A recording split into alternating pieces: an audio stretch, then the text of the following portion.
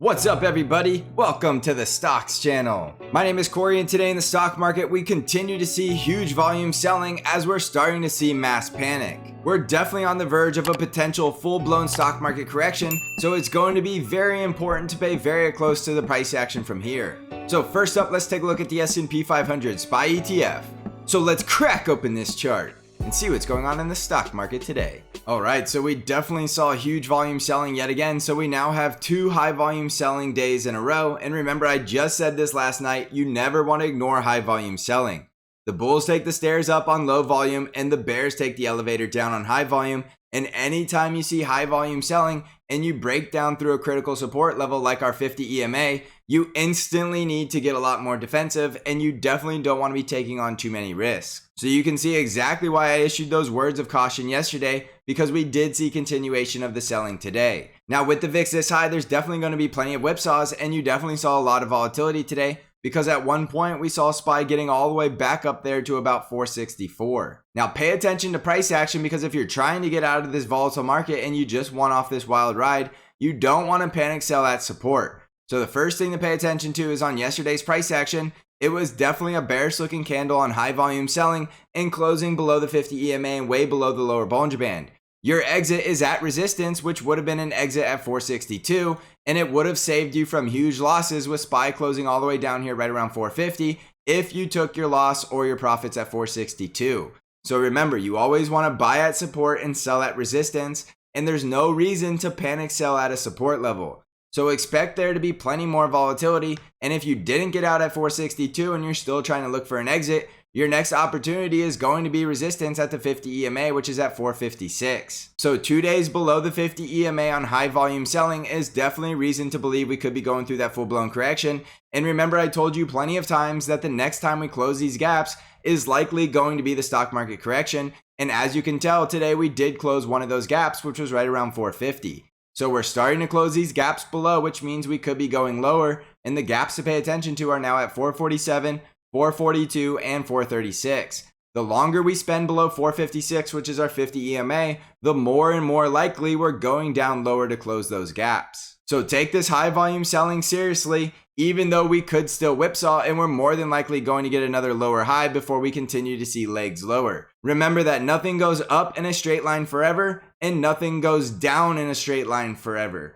So the highest probability chance is that we actually are going to bounce from here and test that 50 EMA as resistance. If we can break and close back over the 50 EMA, now we're looking a lot more bullish, but we still don't want to forget that we're seeing high volume selling and we're losing all of our critical support levels. So there's really not a whole lot to be objectively bullish about at this time, losing the bull trend and losing all of our critical supports and seeing high volume selling with very large red candlesticks. So remember, we always stay objective on the stocks channel, and we need to be objectively cautious at these levels, because there's no way you can look at this chart now and see a bull market on the daily chart. We still have reasons to be bullish on the weekly chart, but we need to take it day by day, and we'll always see the bull market roll over on the daily chart first, and we're definitely starting to look like we're seeing this bull market rolling over. So your most critical resistance level will be that level right around 456, and if we can get back above that level and reclaim that level as support, we can start talking about more bullish scenarios at that time. For the time being, I want your eyes pointed to lower price targets. Even though we are very likely going to see a bounce from here, the trend is still building up with bearish momentum, and we still have more gaps to close with critical support levels at 447, 442, and 436. Jumping over to the NASDAQ 100 triple Qs, again we saw a very bearish looking red candlestick and huge volume selling, so you still need to be very cautious. You'll notice on the triple Qs that we lost the bull trend, and this is definitely a time that you need to get a lot more cautious, because the triple Qs respect that bull trend very closely, and now that we lost the bull trend, there is nothing to be bullish about on the triple Qs until we can get back over that resistance at 396. So the longer we spend below 396, the more likely we're coming down to the 50 EMA at 384, and we're more than likely going to break down through critical support and see a full-blown stock market correction if we can't start to bounce from here. So on closing prices below 384 to about 382, you need to start looking for the possibility that the triple Qs are about to correct this full 5-wave move, and we're coming all the way down to close this gap around 360. That's going to be a full-blown stock market correction, and it will be painful if you're going into that unprepared. So look for this critical support on the triple Qs right around 382 to about 384 to 385, and if we start breaking below those levels, look for the full-blown stock market correction. Just like I said on the SPY, we could definitely see a lower high bounce, get rejected around resistance, and then continue to see the selling. So just because we see a bounce doesn't mean it's time to get bullish, because we're still looking at the potential that we're forming lower highs and lower lows. You can clearly see this is a lower high, and you can clearly see this is a lower low. So that means we're in a short-term downtrend, and we have to respect the short-term downtrend because it's going down on increasing volume. If we were going down on no volume and we were just seeing pathetic selling volume, I wouldn't be as cautious as I am right now. Don't forget that a taper tantrum is a very real possibility, and Jerome Powell doubled down on his idea that he wants to accelerate the tapering. We don't know for sure that he's actually going to do it, but we definitely know that he's talking about it, so we need to keep that in our back pocket. So watch that critical resistance right around 396, and the critical breakdown of support will be below about 383 to 382. On the Dow Jones, again, we see extremely high volume selling, and we see the Dow Jones closing below another critical support level, closing below 341. So that means the Dow Jones is now at that do or die support level of 338, because if we close below 338 on the Dow Jones, that means we're taking out the low of this 5-wave advance, and we're probably going to see a full-blown correction, more so than we've already seen in the Dow Jones, which is already being taken out to the woodshed. So if the Dow Jones starts closing below 338, that is going to be extremely bearish price action for the entire stock market. There's no way we can get overly bullish if the Dow Jones is going into a bear market. Now, don't rule out the possibility that we still have to close this gap, which would be a very epic bear trap, because we're more than likely going to fill that gap before we break through that support level, if we are indeed going to break through that support level. This definitely satisfies enough pullback to be labeled a correction in the Dow Jones, because if you go from the all-time high down to today's closing prices, we're down about 7%. That doesn't mean we're not going lower, but that's a big pullback that we need to respect the possibility that the selling is getting overdone and we're due for a big bounce. So if we do start to bounce, look for resistance above around 344, 349, and the 50 EMA right around 354. And don't forget, the full gap closes around 356. So from today's close to that full gap close is a move of about 4.5%, which is a possibility, so don't rule it out. Remember, when the VIX is elevated, volatility works in both directions, and you don't just get high volume selling, you can also get some volatility whipsaws, which means you're bouncing in the upward direction and the downward direction, and you're just chopping around, confusing both the bears and bulls alike. So get ready for a very choppy and volatile market, which could mean that we're going to see huge bounces followed by more legs lower, or we're going to eventually crush the VIX all the way back down and see the indices breaking back above critical resistance. Right now, you need to be very cautious, and it looks like this correction could just be getting started. In the Russell 2000, we were down 2.25% today, and we came down to that extremely critical support level at 213. Remember, if we start closing below this level, the Russell 2000 is very likely going into a bear market, so this is by far the make or break level, just like the Dow Jones level of 338. So watch IWM at 213, because if it starts closing below that level, we're very likely seeing the end of this entire bull rally and we're going through a major correction. Keep in mind, the Russell 2000 has already gone through a full-blown correction, going down about 13% now. So this is definitely a possibility this support level holds up and we bounce from here to go close the gap right around 229. So on the way to close that gap, we still have resistance right around 221 to 222. And if we can break out above those resistance levels, we could fully close the gap and test the 50 EMA as resistance right around 229. If we start breaking out above 229 and closing back above 232, now we're looking like the correction is over and we're going back into another bull cycle. But we can't say that is going to happen until we see the price action. So the critical price action breakdowns will be a close below 213 to go full-blown bear market, or a close all the way back above about 229 to 232 to start going back into another bull cycle in the small caps. As you can tell, we're going down on extremely high volume selling, and you never ever want to ignore high volume selling. I cannot stress that enough. Jumping over to the ARKK ETF, we see full-blown capitulation with the ARKK ETF going down 6.71% and closing below our support level at 99. So the next support level on the ARKK ETF is down here right around 94, and then below that we have support right around 90. So we are definitely seeing high volume selling across the stock market, and this is why I'm labeling tonight's video Mass Panic. This is definitely what mass panic looks like, and it could be a full-blown capitulation.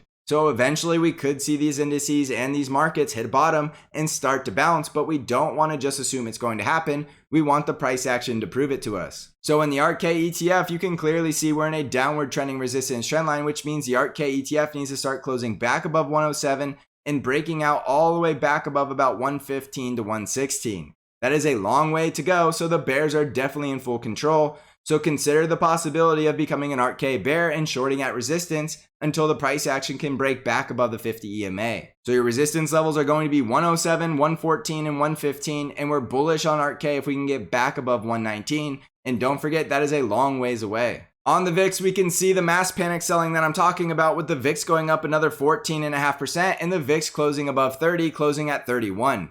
So we're now 3 days closing above 26, which is our resistance trendline breakout. And if I zoom out, you can see that is a significant breakout, because every time the VIX gets up to that resistance trendline, we get rejected and we see the VIX getting crushed. Well, this time is different and we see the VIX breaking out and staying above that level. So we're definitely looking at the possibility of a black swan event and a full-blown stock market correction. So again, this is not something you just want to ignore. As long as the VIX is above 26, we're more than likely going to see that full-blown correction, which means SPY and the triple Qs could easily drop 10 to 15%. We need to see the VIX getting crushed all the way back down below 20 before we could say that this correction is over, and we just don't see the VIX doing that. So look for the possibility in these next couple of days of seeing the VIX getting crushed back down, while we more than likely see market movers cashing in on all those puts they're selling and crushing the VIX. That doesn't mean the correction is over, because as long as the VIX is above 20, I want you to remain cautious that we're more than likely seeing a full-blown stock market correction. I can't make that any more clear. If the VIX is above 20, you need to remain cautious until the VIX is no longer above 20. On Bitcoin, we're currently sitting right around $57,000, so we are staying above that critical support level right around $53,000. Remember, Bitcoin is very simple, so I'm going to keep it very simple, and we're getting a lot more cautious and defensive on Bitcoin if it breaks down below 52,000, and we're getting a lot more bullish on Bitcoin if it can break out and close above 60,000. Everything else in between is absolutely irrelevant, so I'm just going to completely ignore price action anywhere between 60,000 and 52,000. If we break down below 52,000, that will go hand in hand with the full-blown stock market correction. And if we break out above 60,000, we can start getting a little more risk on, because we'll notice that it's happening in the crypto market before we see it happening in the stock market. On Amazon, we were down just over 1.8%, slicing right through that 50 EMA. So again, you need to get a lot more cautious. We lost the bull trend and we're trading below critical support. Your support levels you need to pay attention to now are 3,400 and 3,311, and below 3,300, we're very likely coming back down to 3,185. Don't get bullish on Amazon at this level, because we lost critical support and we lost the bull trend, and we would need to see Amazon getting back above about 3,540 to get bullish on Amazon yet again. On Tesla stock, we were down 4.35% today, and we did see price action getting back up to that consolidation wedge of resistance and getting rejected and coming back down below the moving averages. So remember, I'm looking for this bull flag on Tesla stock to play out, and we are due for one more trip back down to support, and that's exactly what we're getting. So the bull flag on Tesla is playing out exactly as I expected, which means you need to look for the breakout in the very near future. We're either going to break down below 1,000 and come down to close these gaps, which means Tesla could be coming back down to 843, which by far will help the stock market correct. And if you see the price action slicing down through support, you automatically want to assume that Tesla is coming back down to at least about $900. If we can bounce off of the support level right around 1080 and break out above 1208 to 1240, then we're getting a lot more bullish, because Tesla is more than likely finishing out this bull cycle